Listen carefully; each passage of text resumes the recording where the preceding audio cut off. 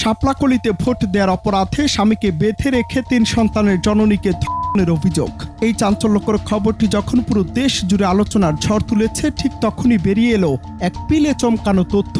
পুলিশের দাবি এবং হাসপাতালের নথিপত্র বলছে, ঘটনার দিন এবং ঠিক ওই সময়ে অভিযুক্ত ব্যক্তি নিজের এলাকাতেই ছিলেন না, বরং তিনি এর আগেই হাসপাতালে চিকিৎসাধীন ছিলেন। প্রশ্ন উঠেছে, হাসপাতালে শয্যাশয়ী একজন ব্যক্তি কিভাবে কয়েক মাইল দূরে গিয়ে এমন জঘন্য কাণ্ড ঘটাতে পারেন? এটি কি তবে রাজনৈতিক প্রতিহিংসা মেটানোর এক সুনিপুণ নাটক, নাকি এর পেছনে লুকিয়ে আছে আরো গভীর কোনো ষড়যন্ত্র?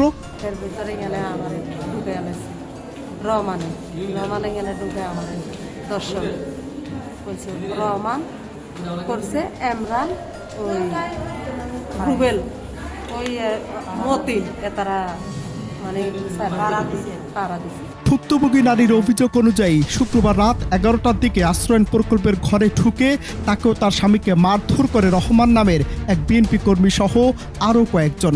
পরে স্বামীকে আটকে রেখে তাকে করা হয়। কিন্তু গল্পের মোড় ঘুরে যায় যখন 250 শয্যা নোয়াখালী জেনারেল হাসপাতালের রেকর্ড বইয়ে দেখা যায় অভিযুক্ত রহমান ঘটনার আগে থেকেই সেখানে চিকিৎসাধীন। হাসপাতালের তত্ত্বাবধায়ক ডাক্তার মোহাম্মদ ফরিদুদ্দিন চৌধুরী নিশ্চিত করে জানান, বিষয়টি খতিয়ে দেখতে 3 সদস্যের মেডিকেল বোর্ড গঠন করা হয়েছে। তো সে অনুযায়ী আমরা 3 সদস্য বিশিষ্ট কমিটি করি।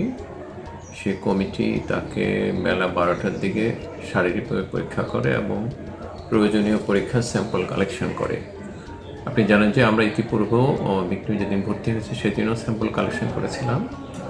তো এই সমস্ত স্যাম্পল এবং অন্যান্য পরীক্ষা দিয়ে আমরা মেডিকেল কলেজ থেকে রিপোর্ট নিয়ে সব কিছু যোগ করে আমরা আশা করছি খুব অল্প সময়ের মধ্যেই চূড়ান্ত প্রতিবেদন দাখিল করতে পারবো। তবে ঘটনার 3 দিন পার হয়ে গেল অবাক করার বিষয় হলো, ভুক্তভোগী নারী ও তার পরিবারের পক্ষ থেকে থানায় কোনো মামলা বা লিখিত অভিযোগ দায়ের করা হয়নি।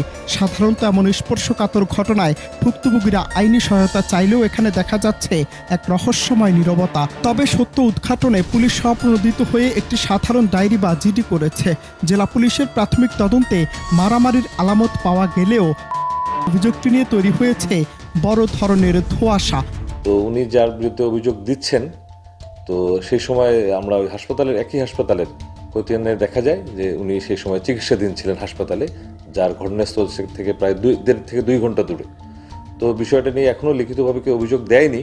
তো অভিযোগ এ ধরনের ঘটনায় লিখিত অভিযোগ বা মামলা করার বিধান আছে। তো মামলা করলে আমরা তদন্ত যাব এবং তদন্তের আগে যেহেতু আমরা বিষয়টা জানতে পেরেছি, আমরা প্রাথমিকভাবে যে প্রাথমিক ইনকোয়ারি কাজগুলো সম্পূর্ণ করছি।